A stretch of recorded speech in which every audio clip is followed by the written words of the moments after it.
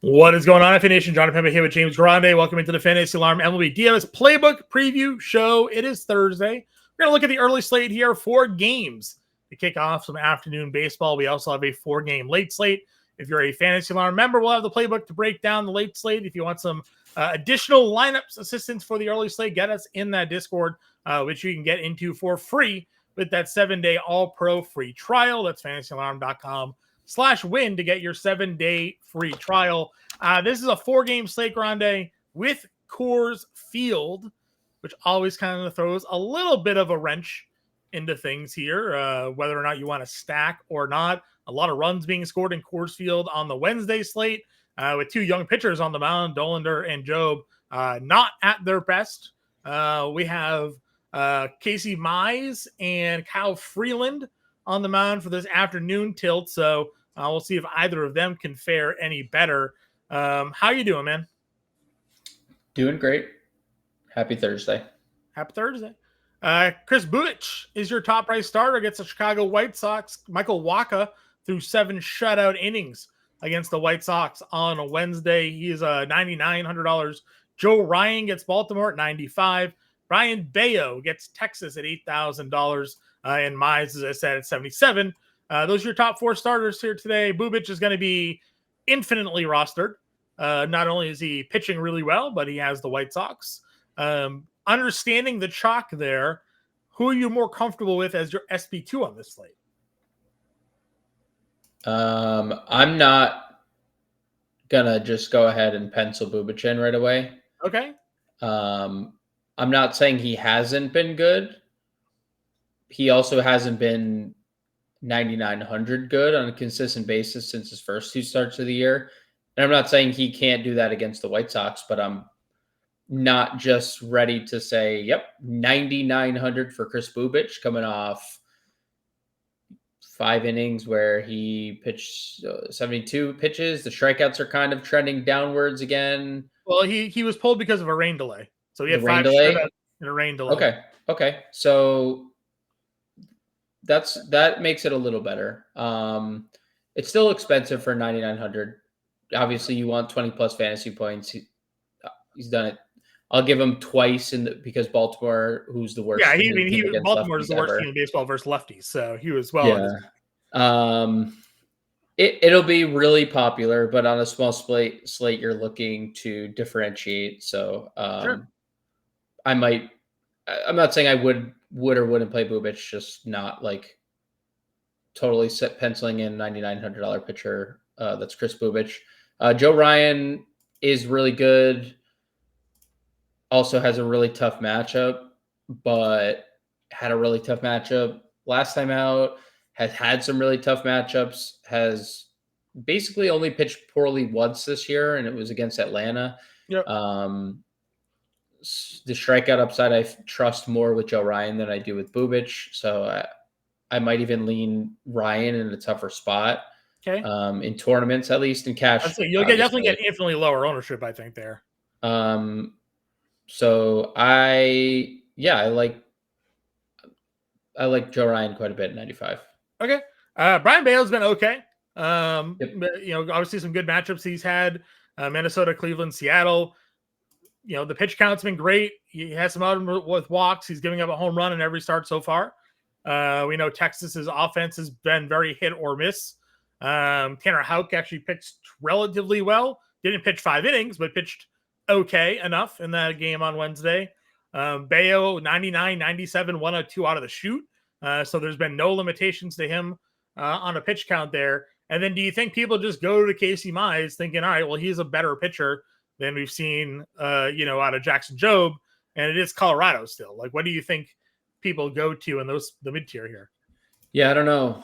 Bayo does look pretty good. I don't know, the lefties have been the issue. Smith, Seager, Jock, and Evan Carter are probably the 4 lefties we see here. Mm-hmm. So I like Bayo at 8K. Mize has had a home run thing this year, especially lately. 6 home runs in his last 4 starts. That isn't the best. Going forward. So I assume he'll get a bunch of ownership. I mean, he's a good pitcher. Another guy, the strikeouts have kind of like started off really good, and now they've kind of tailed off, and he hasn't had more than 5 in his last 4 starts. He's fine. Same thing with Davis Martin. Like, he's fine. You want to be contrarian, play Davis Martin, because I can guarantee you right now that without looking, Kansas City's pricing is ridiculous, and everyone's just going to click Kansas City's offense because it's been for 2 weeks now with how cheap they are. So if you want to be contrarian, Davis Martin hasn't even really pitched bad. 8 hits. The hits and the traffic isn't great, but he's limited damage. Has been in double figures in 4 of his last 5. I don't hate that either. Yeah, that's true. On a small slate, right? That might just be what it is. You have Jack Leiter, obviously, started off good, faced the open season against Boston. Had the 5 innings, 1 earned run, pitched well against Cincinnati, had the blister issue, got rocked against Seattle in his last outing. Boston lost Romy Gonzalez tonight to injury. They're just falling by the wayside. Again, I'm not necessarily recommending Leiter, but if you're going to throw darts, would you rather Leiter versus Boston? Creamer, who actually pitched relatively well in his last start, gets Minnesota. We're not going to pitch Kyle Freeland, I don't think, in Detroit, are we? I mean, Leiter is definitely the most talented of the 3. I think Kramer is. I mean, we see the deficiency of the Kansas City stuff. Yeah. Because Kramer had come into that start getting absolutely shellacked basically every time he's taken the mound. I mean, we're too high on Minnesota typically, so I don't think we're going to go there, but there's not a lot on a small slate. There's not many options, right? And then Freeland. I mean, man, in years past, he's been good, and he's been good at home. But this is not years past. He's not pitching well at all. Detroit's been a good offense, mostly against righties. Yeah, I mean, Riley Green, Kerry Carpenter, those guys are all from the left side of the plate. So, and they're another team that just mass substitutes these guys, except Riley Green. But yeah, I don't know. Probably not going to Freeland. All right. That's your pitcher position. Catcher. Again, small slate, so we'll probably see who ends up in the lineup. But Salvi at 38 certainly stands out as I think an option to look at there. If you're not going Bubic, Caro's 35. Fermin's 24 is a cheap punt play. I don't necessarily think we're going to spend Dingler 49, but you could. Yeah, in a case where you're playing a stack, it's like one of the righties that we know will be in the lineup. Jeffers 4K, Goodman against Mize for a home run, and Casey's played Luke Molly 2 days in a row behind the plate. Okay. They did not play Fermin on. We'll see. I don't know why they have a third catcher. Their decision to put who went on the IL. They put someone on the IL and then got Luke Molly. I don't know. If whatever punt catcher is in the lineup. I think Molly had like a hit and a run scored on the Bobby Witt home run. Okay, not bad. All right, first base position. Torque is your top price guy, $5,400. Obviously has Coors Field. Tolia homered tonight. He's $3,800 if you're just looking for the Coors exposure there. Otherwise, again, he can play Salvi. Don't think we're going to go Ryan O'Hearn against Joe Ryan, but he's $4,400. Pasquash, Pascantino's $3,500 as well. Good value probably for him. As you mentioned, Kansas City all relatively cheaper outside of Bobby Witt. They're just going to own the ownership. I don't know what else. They're just going to be super popular. I'm going to just close my eyes and fade Kansas City as a whole on a 4-game slate and just hope that they suck. And just hope that someone else comes through.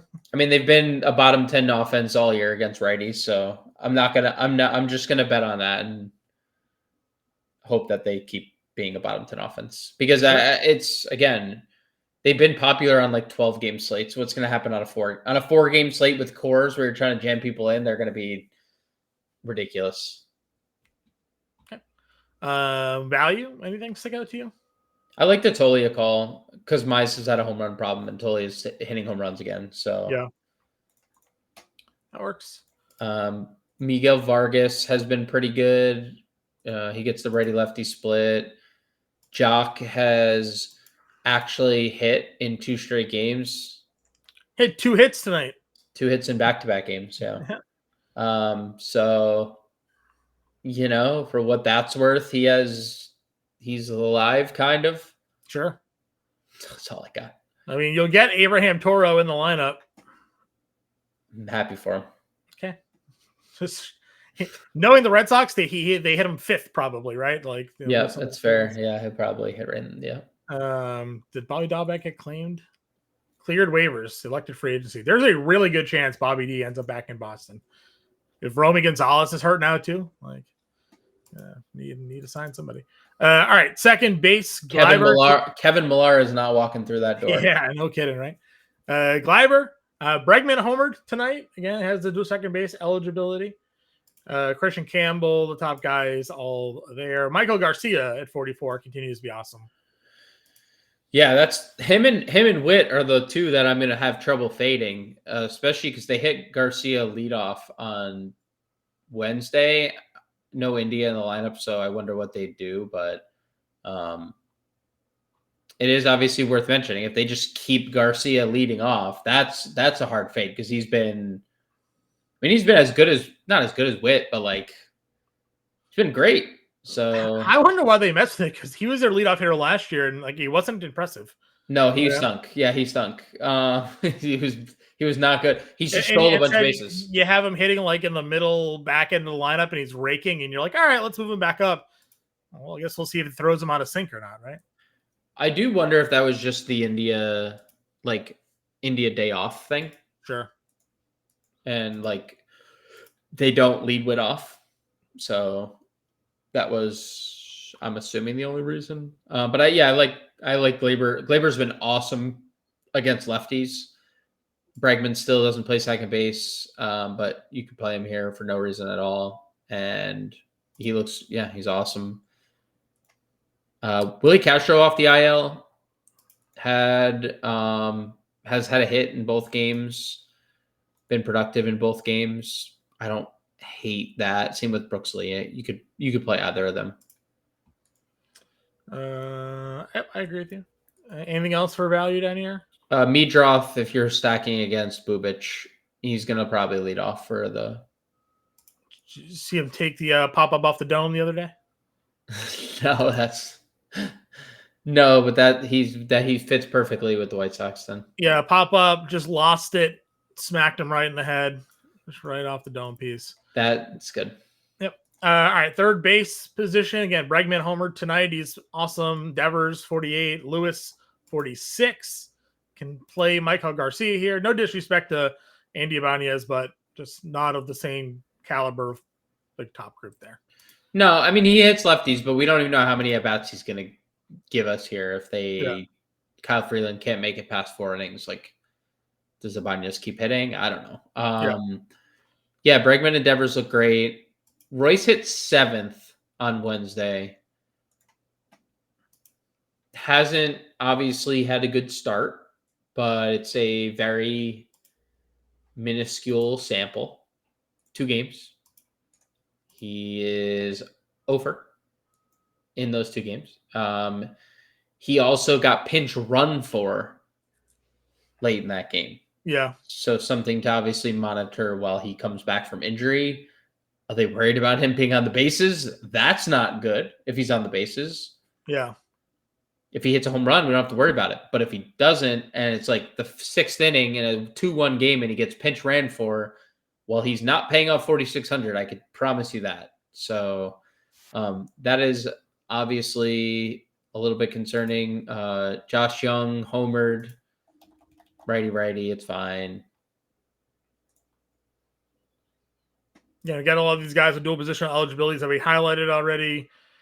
Jay Sung's 31, Brooks Lee, Vargas, Toro. So We'll see. We'll see what the lineups look like there. 1 o'clock start time. Bobby Witt is your top priced shortstop at $6,000. Gunnar Henderson's 52.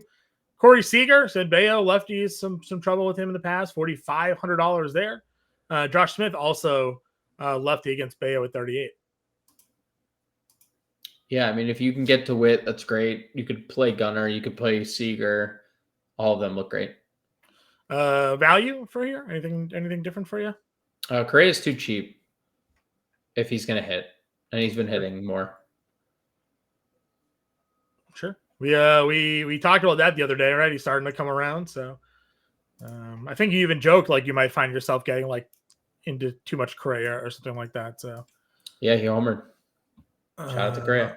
Yep. All right, outfield. What are we looking to kick things here? Jarren Duran, Byron Buxton homers every day. So if you want to play a guy who homers every day, play Byron Buxton. Hit his third home run. Home run in 3 straight. Leading off games, which is awesome. Weiler Abreu hit 2 because all he does is do things in bunches. He will go 0 for 15, and then he will double down. Willier's ridiculous. So let's see. Obviously, you have all the Detroit lefties against lefties. Lewis Roberts been awesome. Javi, you've said he's fake. Is he fake still? Yeah, I mean, when you hit a 2-run single for 75 mile an hour exit velocity in the lefty's batter's box, yeah, it's real, totally. Such a hater. $4,100 for Javi Baez, though. I'm happy the vibes are up for Javi Baez. I'm happy it's working out, but we'll check back in a couple months. All right. Where else we going then? Larnick looks good. Hits second on the Wednesday slate. Obviously, he has a lot of power. I don't know if Detroit will keep hitting Malloy first against lefties. They might. It's 3,500, but he's been terrible. Yeah. Evan Carter got called up, immediately had a good game. Then he didn't play well the second game, but he's $3,500, is a extremely talented player, and is going to have more playing time now that they got rid of Leote. So I don't hate Carter. India is there. Any of this like Colorado outfield stuff, I think you can probably make a case for. Like you can play Moniak against Casey Mize just because Casey Mize has a home run problem or has had a home run problem the last few games. Martini, all that stuff all looks okay. Cool. All right. Well, it's getting short slate, short show. Time to build a lineup. Talk to me then. Yeah, I thought Bubic was the clear go. You say we could play Bubic. No, we can play Bubic. It's fine. All right. And I guess what's the SP2? I don't know. Joe Ryan, Bayo. Yeah, I'm good. I'm good if we want to see if we can double spend. Yeah, we'll just drool. We could just drool and play Kansas City like everybody else. Well, I mean, we're gonna at least do for me or Miley, I guess, right? To figure out the value plays. Let's see. Pasquantino is cheap. It's just what it is. This is the exact build that Castro, right? There you go, Castro here. This is your favorite podcaster's lineup because everyone's gonna build the Royals. Michael Garcia plus cores. It's just like, hey, we don't have cores yet. Well, you want to play Javi Baez, so yeah, that's true. It's cheap. Javi Baez, $4,300 left. Shortstop and 2 outfielders. Let's see. Where did you think? You think Moniak, you said? Or is his price?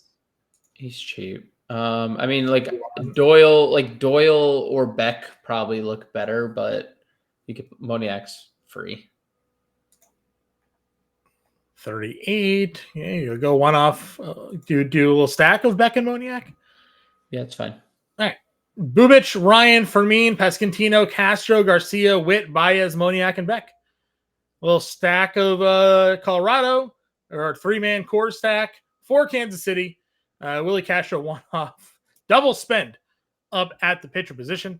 Guys, again, get in the Discord. We'll have the playbook out for the late slate at tonight's 7 p.m. main slate.